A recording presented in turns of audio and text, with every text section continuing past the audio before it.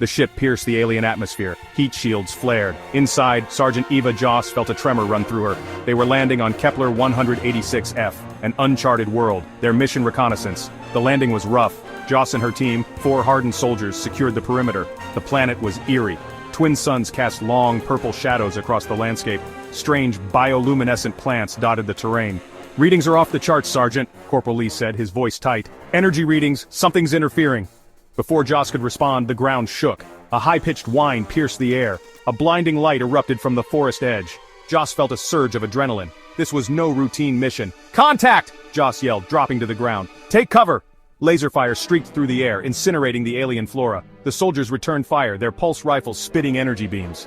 Joss had trained for this, but nothing could prepare her for the reality of combat on an alien world.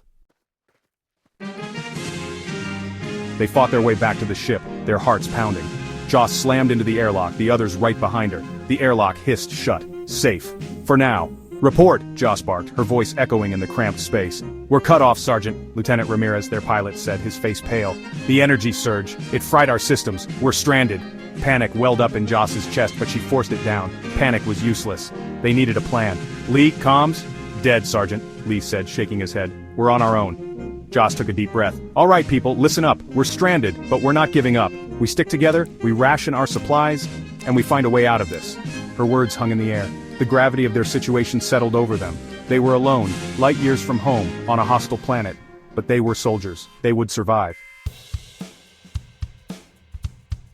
Days turned into weeks. The soldiers settled into a routine. They fortified their makeshift camp around the downed ship, scavenging what they could from the wreckage. Their rations dwindled. They resorted to foraging.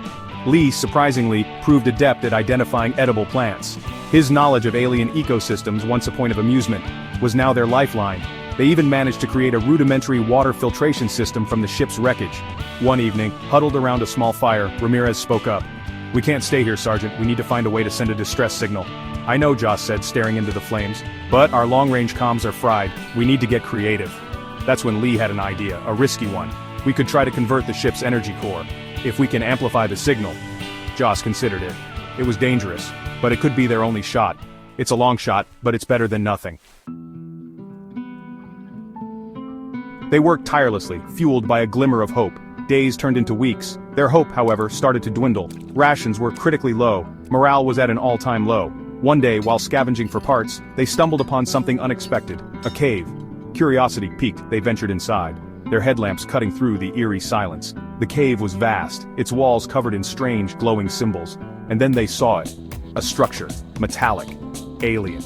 As they neared it, a low hum resonated through the cave. A door slid open, bathing them in a blinding light. "What the?" Ramirez gasped, his voice a mere whisper. Joss, her hand hovering over her weapon, couldn't believe her eyes. Was it a rescue or something far more sinister?